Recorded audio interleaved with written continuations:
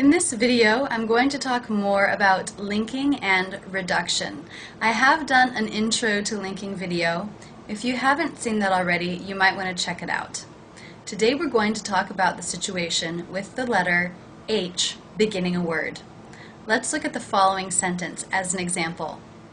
I'll tell her we're leaving. I'll tell her we're leaving. I'll tell her we're leaving. I'll tell her we're leaving.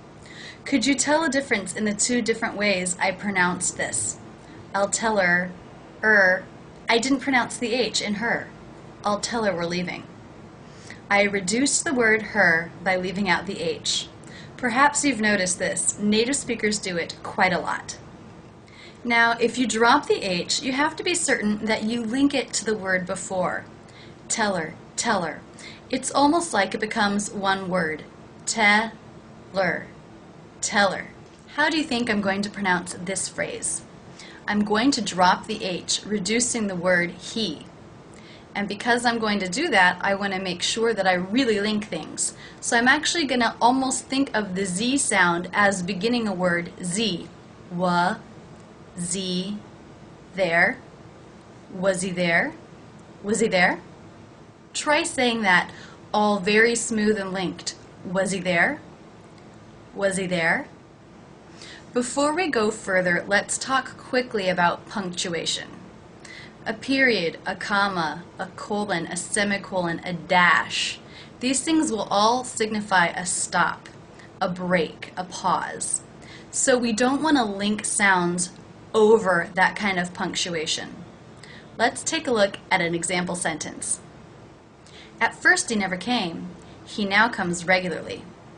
Notice there was that pause there where the semicolon is.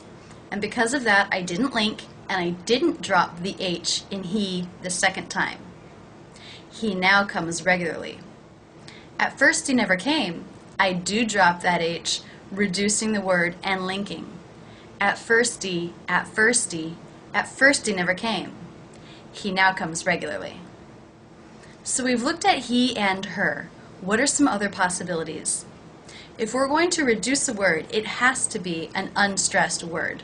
So let's review what words will be stressed and which ones will be unstressed.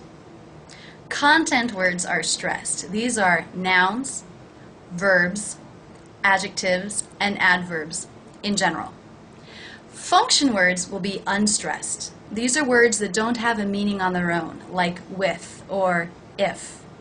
These are prepositions, conjunctions, articles, and helping verbs. So common function words beginning with H. Has, have, had. These are helping verbs. Example, what have you done? What have you done? Notice that the H is dropped in have, and the vowel is actually reduced from a to the schwa of. That is how we're pronouncing the word have in the sentence. What have you done? And do note that it's linked to everything around it. What have you done? Another example, my friend has seen it twice. The word has is pronounced without the H, and again the vowel sound is reduced to the schwa. My friend My friend has seen it twice. Also, again, it is linked to everything around it. My friend has seen it twice. Now, I want to point out that in what have you done? Have is the helping verb for done. And in my friend has seen it twice, has is the helping verb for seen. Now, if these words were the only verb in the sentence, the main verb in the sentence, they wouldn't be reduced, because then they would be the verb, not a helping verb. For example, I have two. Now I may say have very quickly, but I'm probably not going to drop the H and I'm not going to reduce the vowel. I have two, because it is the only verb in the sentence. Therefore, it is not a helping verb. It is the main verb.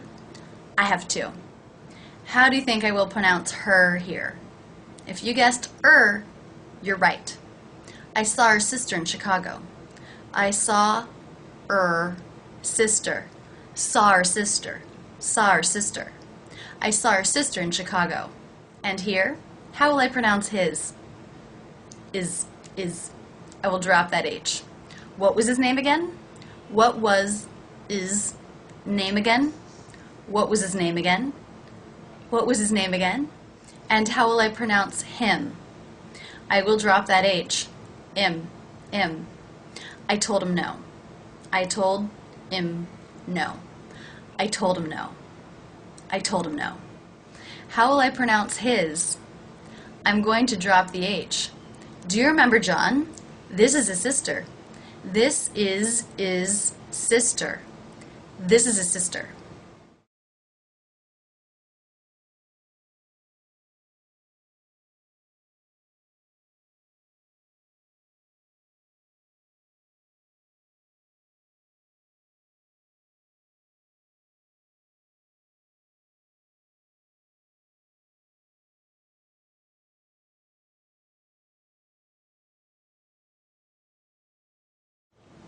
As you listen to native speakers, keep this in mind.